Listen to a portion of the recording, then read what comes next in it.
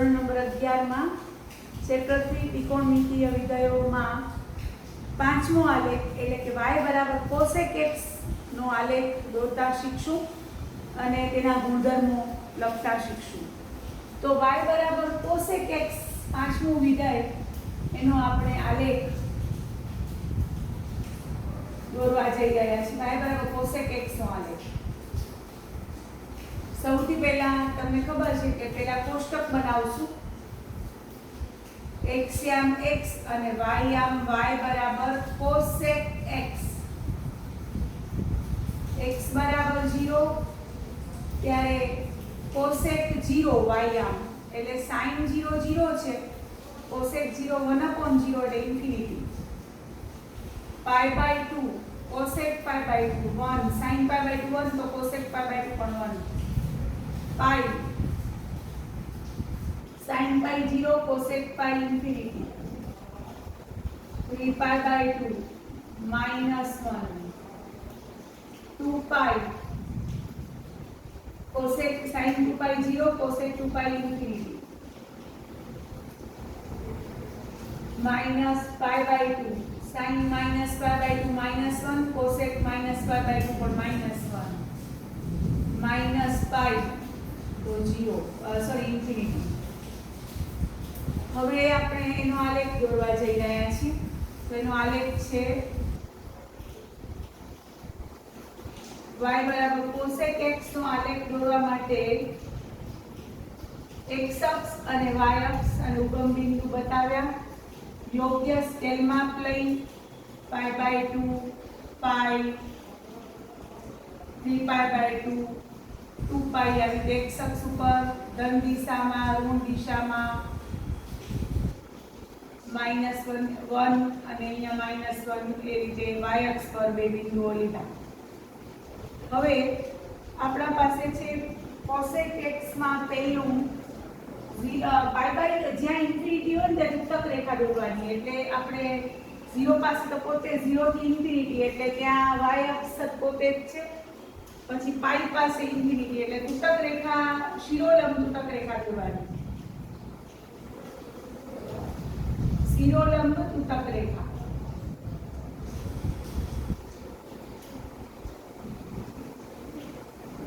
પાઈ માંથી આપણે દોરીશું. પછી 2 પાઈ માંથી દોરશું. જ્યાં ઇન્ફિનિટી આવ્યું હોય ને એમાંથી તૂટક રેખા શિરોલંબ દોરવાની. શિરોલંબ એટલે x અક્ષને લંબ.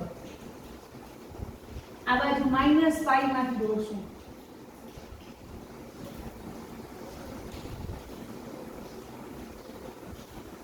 હવે આપણે બિંદુઓ લઈશું 0 સાથે ઇન્ફિનિટી pi by 2 સાથે 1. આ pi by 2 આવ્યો આ pi by 2 સાથે 1 એટલે અહીંયાથી બિંદુ આમ જશે. આલેખ આ રીતે જશે અને pi by 2 પાસે 1 pi પાસે ઇન્ફિનિટી લેવી છે.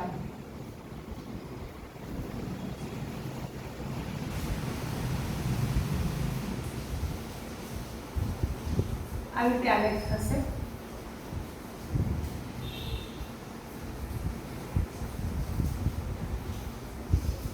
pi by 2 પાસે 1 pi by 2 પાસે 1 અને પછી આ રીતે ઇન્ફિનિટી આમ બતાવશું.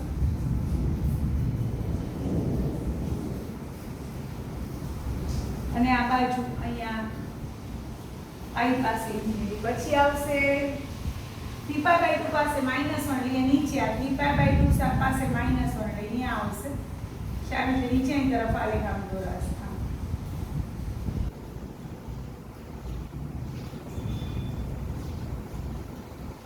આ રીતે દોરાશે. પછી -pi by 2 પાસે -1 -pi by 2 પાસે -1 એટલે આવ્યું. આ -pi by 2 પાસે -1 તો એમાં આ રીતે આલેખ દોરાશે.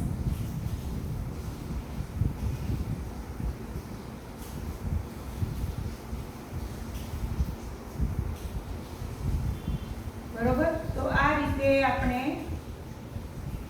y બરાબર sec x નો આલેખ cosec x નો આલેખ દોર્યો. બધા બરોબર જોશે ધ્યાનથી. 0 સાથે ઇન્ફિનિટી એટલે આવ્યું આ 0 સાથે અહીં અનંતમાં ક્યાંક મળે છે π/2 સાથે 1 આ π/2 એક્સિયમ ત્યારે વાળિયામ 1 પાઈ સાથે ઇન્ફિનિટી એટલે પાઈ સાથે ને અહીંયા ઇન્ફિનિટીમાં પાઈ સાથે ક્યાંક અનંતમાં મળે છે 3π/2 સાથે -1 એટલે આ 3π/2 સાથે -1 આવ્યું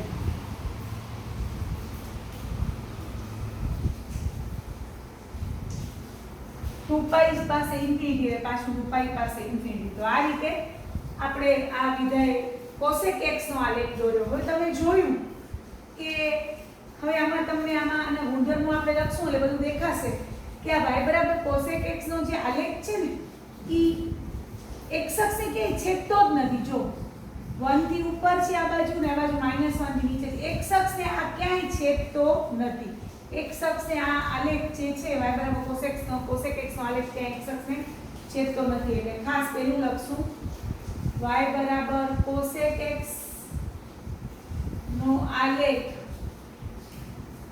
x અક્ષને ક્યાંય છેદતો ન હોવાથી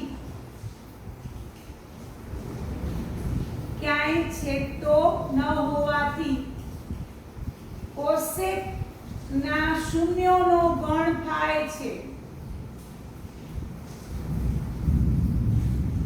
x અક્ષ સાથે જો આલેખ છેદે તો એના ઈ વિધેયના શૂન્યો મળે પણ x અક્ષ સાથે ઈ છેદતો જ નથી એટલે y બરાબર cosec x નો આલેખ x અક્ષને ક્યાંય છેદતો ન હોવાથી cosec ના શૂન્યોનો ગણ થાય છે પછી y બરાબર cosec x નો આલેખ y belongs to r minus વિવૃત અંતરાલ -1 થી 1 માં કિંમતો ધારણ કરે છે તેથી cosec નો વિસ્તાર r માઈનસ વિવૃત અંતરાલ -1 થી 1 છે દેખાય છે અહીંયા જો બધા આ 1 અને 1 થી મોટી બધી આવશે -1 અને -1 થી નીચેની આવશે વચ્ચેનો પટ્ટો નથી આવતો 1 થી નાનો અને -1 થી મોટો આ પટ્ટામાં એટલે કે આ વિવૃત અંતરાલ -1 થી 1 છે 1 આમાં આવી ગયો છે -1 આમાં આવી ગયો છે વચ્ચેનો જે ભાગ છે આ ભાગ એને r માઈનસ વિવૃત અંતરાલ -1 થી 1 કહેવાય તો ઈ cosec x નો વિસ્તાર બતાવે છે વચ્ચેના પટ્ટામાં આલેખ આવશે જ નહીં આ રીતે જ આવશે 1 થી ઉપર -1 થી નીચે આ રીતે આવશે પછી y બરાબર cosec x નો આલેખ 2π ના ગાળામાં પુનરાવર્તિત થાય છે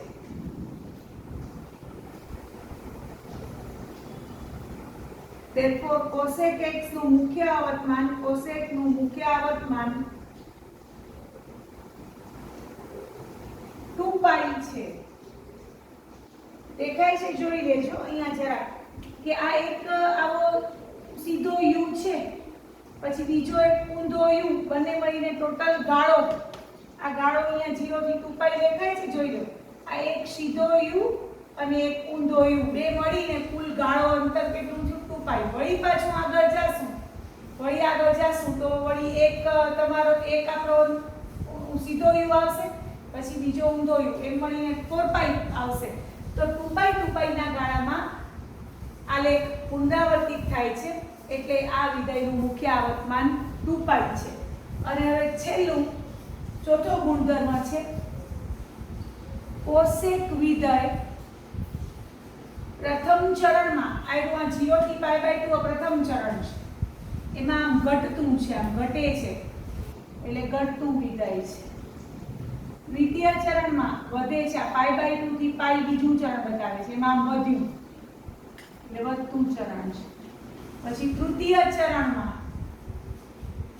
તો π થી 3π/2 એટલે આમ વધે છે આમ π થી 3π/2 આ ત્રીજું ચરણ આમ વધે આમ નહીં π થી 3π/2 જવાનું એટલે આમ તો વધ્યું અને ચોથું ચરણ એમાં આમ ઘટે છે આ 3π/2 થી 2π એટલે ઘટે છે તો આ રીતે આપણે પાંચમું વિધેય ચાર વિધેયો પૂર્ણ કર્યા હતા આજે પાંચમું વિધેય cosec x નો આલેખ દોર્યો અને આ 4 ગુણધર્મો જોયા.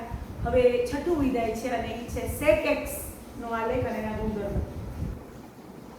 તો એ આપણે જોવા જઈ રહ્યા છીએ. y બરાબર sec x નો આલેખ.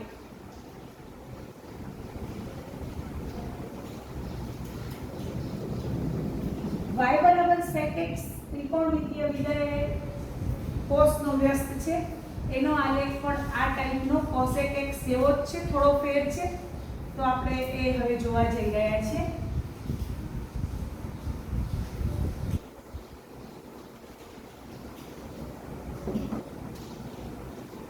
છઠ્ઠો આલેખ છે y બરાબર sec x નો આલેખ દોરો અને તેના ગુણધર્મો લખો. તો આપણે ફરી પાછું એના માટે કોષ્ટક બનાવશું. કોષ્ટક બનાવવા વગર આલેખ બની ન શકે. બિંદુઓ એમાંથી આવે x બરાબર x યામ x અને y યામ sec x છે. x યામ x અને y યામ sec x છે. હવે પહેલા 0 મૂકશું તો sec 0 cos 0 1 છે તો sec 0 પણ 1 થશે. તો આપણે આલેખમાં આગળ વધીએ છીએ.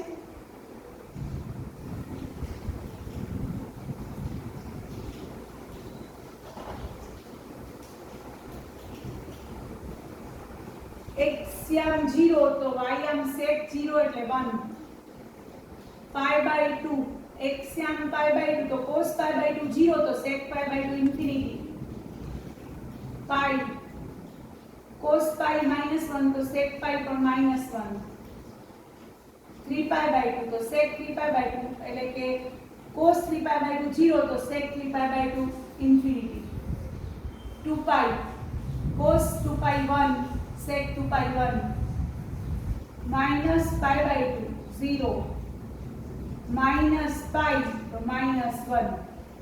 હવે આલેખ દોરશું આપણે.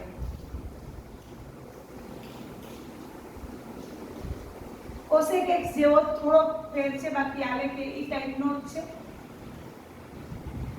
હવે જ્યાં જ્યાં ઇન્ફિનિટી આવ્યા છે ત્યાં તૂટક રેખા ઊભી દોરી લેવાની.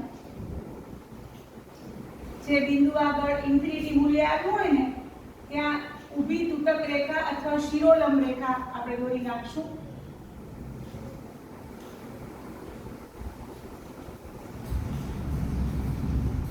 હવે બિંદુઓ લેતા જઈએ. 0 સાથે 1 એટલે તૂટક રેખા દોરી લઈ. pi by 2 પાસે ઇન્ફિનિટી, 3 pi by 2 પાસે ઇન્ફિનિટી, minus pi by 2 પાસે પણ ઇન્ફિનિટી. તો તૂટક રેખા દોરીએ છીએ. આ રીતે ફૂટપટ્ટીથી દોરવાની તમારે. ઊભી સીધી તૂટક રેખા જે બિંદુ પાસે ઇન્ફિનિટી આવ્યું હોય ને એમાંથી.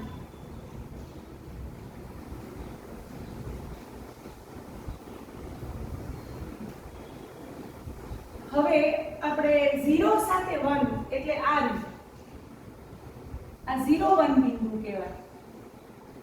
અને pi by 2 પાસે ઇન્ફિનિટી એટલે આ રીતે ઉપર આમ જશે, આમ આલેખ. અહીંયા પણ આ રીતે આ બાજુ આલેખ ઉપર જશે. minus pi by 2 પાસે ઇન્ફિનિટી આવી રીતે. એટલે minus pi by 2 પાસે ઇન્ફિનિટી. પછી pi પાસે -1 એટલે અહીંયા આયો -1 છે. આ pi પાસે -1.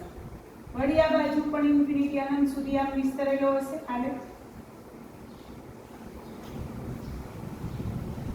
અહીંયા પણ આ રીતે. તો આ પાઈ પાસે -1 અને પછી બંને પાસે ઇન્ફિનિટી.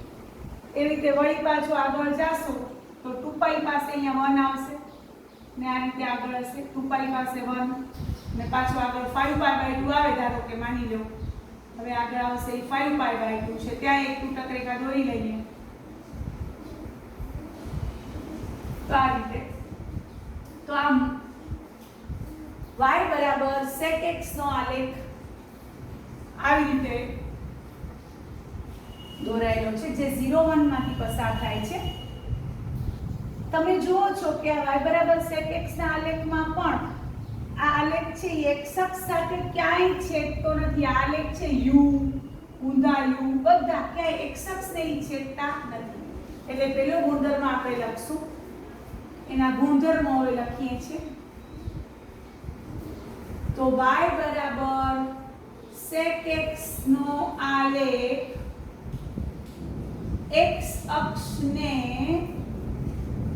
ક્યાંય પણ છેદતો ન હોવાથી સેકના શૂન્યોનો ગણ phi છે. x અક્ષને ક્યાંય છેદતો જ નથી, આખો પટ્ટો એટલો ખાલી છે. આ આલેખ 1 થી ઉપર અને -1 થી નીચે વિસ્તરેલો છે. વચ્ચેના પટ્ટામાં આલેખ જ નથી એટલે x અક્ષને છેદતો નથી એટલે એના શૂન્યનો ગણ phi છે. પછી y બરાબર sec x નો આલેખ y belongs to r minus વિવૃત અંતરાલ -1 થી 1 ની કિંમત ધારણ કરે છે. તેથી cosec sec નો વિસ્તાર, તેથી sec નો વિસ્તાર r માઈનસ વિવૃત અંતરાલ -1 થી 1 છે. દેખાય છે કે આટલામાં કિંમત જ નથી આવતી, કાં 1 થી ઉપર ને કાં -1 થી નીચે. તો એને આપણે વિસ્તારના સ્વરૂપમાં લખશું r માઈનસ વિવૃત અંતરાલ -1 થી 1. આ વચનો ભાગ નીકળી ગયો છે, આખો r છે, માની લો આખો r y અક્ષ એટલે આખો r છે. એમાંથી બદલો ભાગ નીકળી ગયો છે. વિવૃત અંતરાલ -1 થી 1, 1 થી મોટા અને 1 આવે છે, -1 થી નાના અને -1 આવે છે. તો એનો વિસ્તાર આ રીતે આપણે બતાવ્યો. હવે y બરાબર sec x નો આલેખ 2π ના ગાળામાં પુનરાવર્તિત થતો હોવાથી y બરાબર sec x નો આલેખ 2π ના ગાળામાં પુનરાવર્તિત થતો હોવાથી sec નું મુખ્ય આવર્તમાન 2π છે. હવે જોઈ લો, એક સીધો u એક ઊંધો u, બે ભેગા મળીને કેટલું અંતર થાય છે. તો એક આ સીધો u આવ્યો, અહીંયા -π/2 છે અને અહીંયા 3π/2 છે. 3π/2 માંથી -π/2 બાદ કરાય, મોટામાંથી નાનું બાદ કરાય તો અંતર મળે, બે બિંદુઓ વચ્ચેનું અંતર. 3π/2 - of -π/2 એટલે 4π/2 એટલે 2π. જો આ એક સીધો u અને એક ઊંધો u બે મળીને જે અંતર આવ્યું એ 2π નું અંતર છે. કેમ ખબર પડી? આ 3π/2 છે એમાંથી -π/2 બાદ કરો. 3π/2 માંથી -π/2 બાદ કરો એટલે માઈનસ પ્લસ થશે એટલે 4π/2 એટલે 2π અંતર થશે. એટલે મુખ્ય આવર્તમાન 2π છે. અને ચોથો ગુણધર્મ છે sec વિધેય. પહેલા ચરણમાં આ 0 થી π/2 દેખાય છે, આ પહેલું ચરણ, એમાં ઈ વધે છે. જોઈ લો, આ 0 થી π/2 પહેલા ચરણમાં વધતું વિધેય છે. બીજા ચરણમાં આ π/2 થી π બીજું ચરણ છે, નીચેથી આમ ઉપર એટલે વધ્યું જ કહેવાય. આ વધે છે, આમ π/2 થી π તો આ વધે છે. ત્રીજા ચરણમાં આ π થી 3π/2 ત્રીજું ચરણ આમ ઘટે છે, નીચે ગયું એટલે ઘટે છે. અને ચોથા ચરણમાં આવ્યું, આ ચોથું ચરણ છે 3π/2 થી 2π, તો આ ઘટ્યું, આમ આવ્યું. જો આમ આવે આ 3π/2 2π, പിന്നെ અમે આમથી ગયા, એમથી ન જવાય, આમથી જ જવાય. 3π/2 2π આમ આ દિશામાં તો ઘટે છે. તો આ રીતે આપણે 6 ત્રિકોણમિતીય વિધેયો એના આલેખો શીખ્યા. ત્રિકોણમિતીય વિધેય ઉપરથી આપણે એનો વિસ્તાર, 6 ત્રિકોણમિતીય વિધેયોના વિસ્તાર, 6 ત્રિકોણમિતીય વિધેયના મુખ્ય આવર્તમાન, 6 ત્રિકોણમિતીય વિધેયોના શૂન્યો અને 6 ત્રિકોણમિતીય વિધેયો કયા ચરણમાં વધે છે, ઘટે છે, આટલી વસ્તુ આપણે આલેખ દ્વારા શીખ્યા. તો તમને લોકોને મારો વિડીયો પસંદ આવ્યો હોય તો લાઈક કરજો, શેર કરજો અને મારી ચેનલને સબસ્ક્રાઇબ કરજો. Thank you very much.